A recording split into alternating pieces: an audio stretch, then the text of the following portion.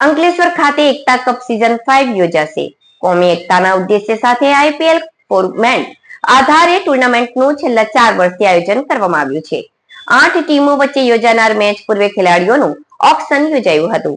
પસંદગીના ખેલાડીઓની 7 રાઉન્ડમાં પસંદગી કરાઈ હતી. અંકલેશ્વર તાલુકાના હિન્દુ મુસ્લિમ યુવાનોમાં કોમી એકતા અને ભાઈચારો જળવાઈ રહે તે માટે અંકલેશ્વર એકતા કપનું આયોજન કરવામાં આવે છે, જેના ભાગરૂપે આ વર્ષે પણ અંકલેશ્વરના ઉમરવાડા રોડ પર આવેલ બુરહાની સ્પોર્ટ્સ ગ્રાઉન્ડ ખાતે અંકલેશ્વર એકતા કપ સીઝન 5 ક્રિકેટ ટુર્નામેન્ટનું આયોજન કરવામાં આવ્યું હતું. આ ક્રિકેટ ટુર્નામેન્ટમાં 20 ઓવર અને લેધર બોલ પણ રમાડવામાં આવી હતી. જે ક્રિકેટ ટુર્નામેન્ટમાં તાલુકાના 8 જેટલી ટીમો વચ્ચે યોજાશે. જે અંગે અંકલેશ્વરમાં શારદા ભવન ટાઉન હોલ ખાતે ઓક્શન યોજવામાં આવ્યું હતું. ચાલુ વર્ષે નીરવ મેમોરિયલ ટ્રસ્ટ માતોશ્રી ટ્રસ્ટના નેજા હેઠળ એકતા કપ યોજવામાં આવી રહ્યો છે. ત્યારે આયોજક કલ્પેશ પટેલ અને કાર્તિક પટેલની અધ્યક્ષતા હેઠળ યોજવામાં આવેલ ઓક્શનમાં 8 ટીમોની નવી જર્સી પણ લોન્ચ કરાઈ હતી.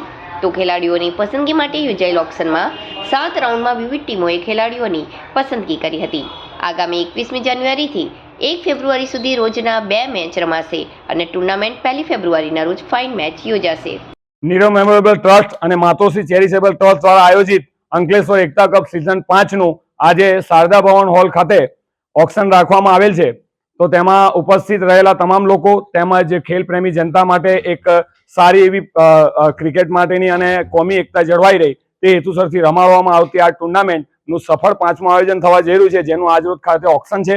અને તેમાં સહભાગી થયેલ તમામ સ્પોન્સર્સ અને જેમણે પણ નાનામાં નાની મદદ કરી હોય તે તરફથી આ તમામ ઓર્ગેનાઇઝર એમનું આભાર માને છે. અને આ રીતના જ ખેલ પ્રેમી જનતાને વર્ષો